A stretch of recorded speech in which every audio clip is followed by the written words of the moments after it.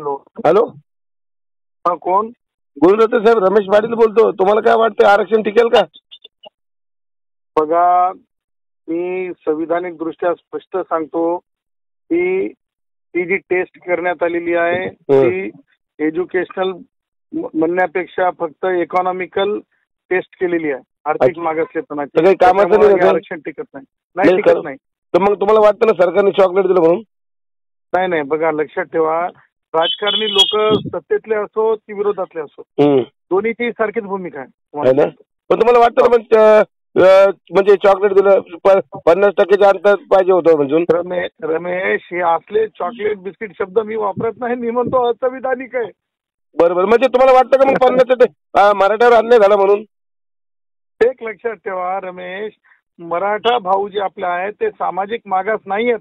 त्याच्यामुळे अन्याय किंवा हक्काचं किंवा असं म्हणणं योग्य नाही. आर्थिक मागास आहेत. आर्थिक मागासाचं 10% आरक्षण स्पष्ट आहे. नाही तर तुम्हाला वाटतं का, म्हणजे तुम्हाला वाटतं का पण मराठ्यांना 50% अंतर भेटलं पाहिजे म्हणून? नाही रमेश, देता येणार नाही. सामाजिक मागास असेल तरच ते 50% आत जात आहे. आता आहे ना, पण बघा, लक्षात ठेवा, मी सुद्धा मराठा आहे, पण खूप लोक गरीब आहे मराठा समाजामध्ये. सामाजिक मागास नाहीत ना रमेश. सामाजिक मागासची व्याख्या बघ ना.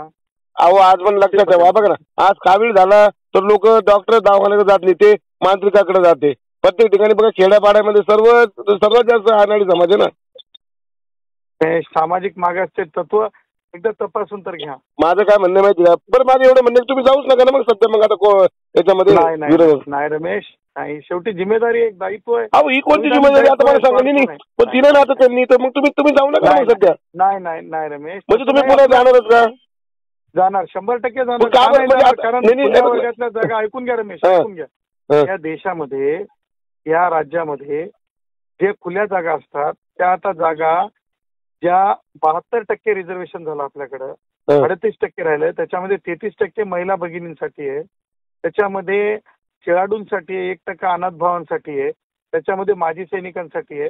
फक्त 12% जागा शिल्लक राहतात रमेश. मराठी समाज करावं का? मग तुम्हाला सांगा ना, काय करावं मग? आता तुम्ही काय करावं? तुम्ही सांगा. ठीक आहे, मी तुम्हाला चांगला वकील समजतो, ठीक आहे, समज काय करू मग आता मी? 10% जे याचं आरक्षण आहे आर्थिक निकषावर EWS, त्याचा लाभ घ्यावा.